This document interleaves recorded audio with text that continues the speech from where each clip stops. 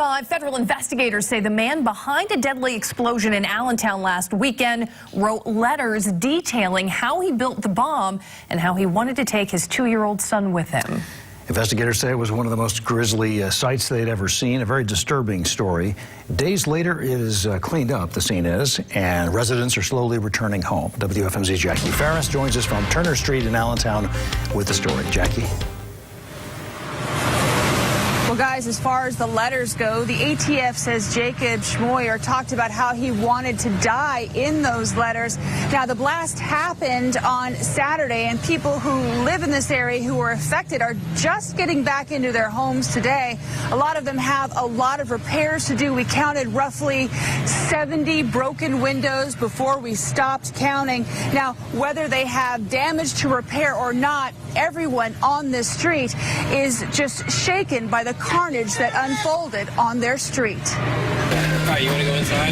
Yeah, where do you want to start? At Forensic Treatment Services on Turner Street in Allentown, there's a lot of work to do following the deadly explosion that killed 3 people Saturday night just across the street. Some of the windows were blown out and the building is covered in debris.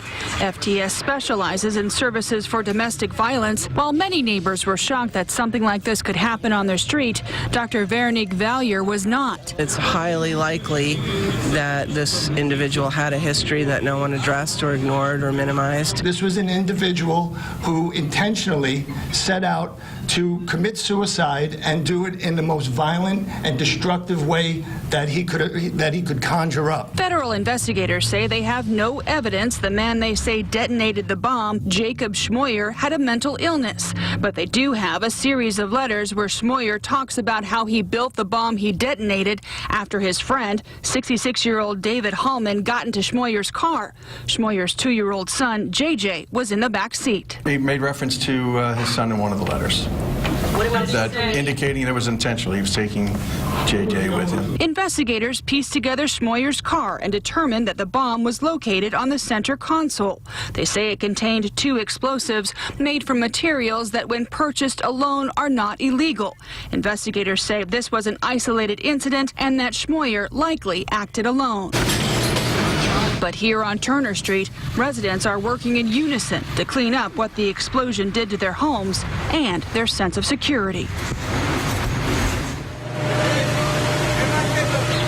That cleanup process has just begun, and it will be a very long process. Police are asking residents if they come across anything that they think might be related to the investigation to give them a call. Now, meantime, while ATF officials say there's no evidence that Schmoyer had any kind of mental illness or mental issues, Valliere says that this incident underscores the importance of seeking mental health services when appropriate.